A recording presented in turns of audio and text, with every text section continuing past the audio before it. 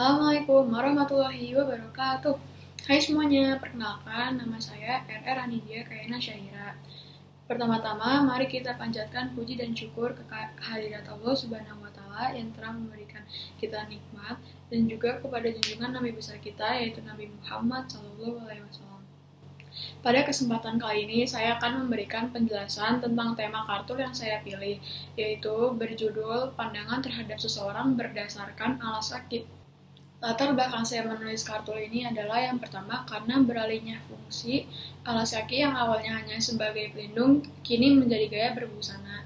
Yang kedua karena berkembangnya zaman dan ilmu teknologi yang dapat mempengaruhi keterampilan membuat alas kaki. Yang ketiga, pemikiran atau munculnya anggapan bahwa karakter seseorang bisa dilihat dari alas kaki yang dipakainya.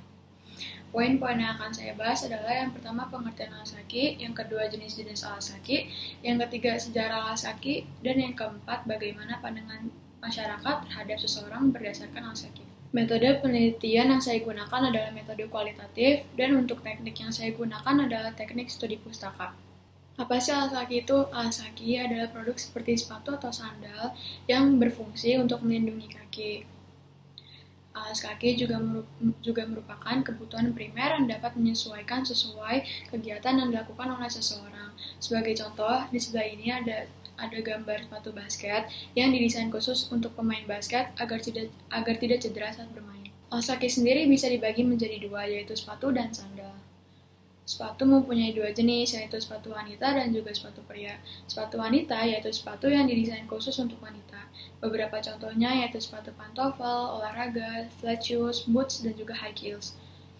Untuk sepatu pria yaitu sepatu yang didesain khusus untuk pria.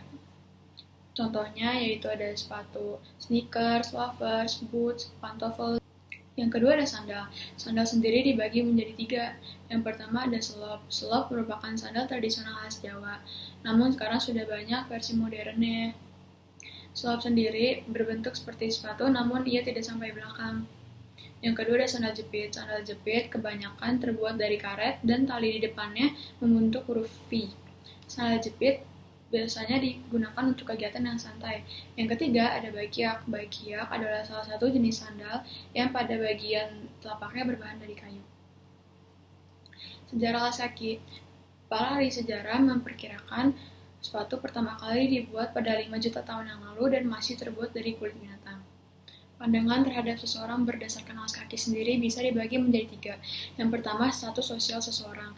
Biasanya dilihat dari merek sepatu yang digunakan oleh seseorang, karena semakin mahal merek sepatu yang ia gunakan, semakin tinggi juga status sosial orang itu. Yang kedua ada karakter. Karakter dilihat dari jenis sepatu yang digunakan oleh seseorang. Dan yang ketiga ada etika. Etika seseorang dapat dinilai berdasarkan ketepatan waktu seorang tersebut memilih jenis sepatu. Sebagai contoh, kita tidak mungkin mengenakan sandal jepit ke acara pernikahan seseorang. Namun yang akan saya bahas kali ini hanya untuk karakter saja.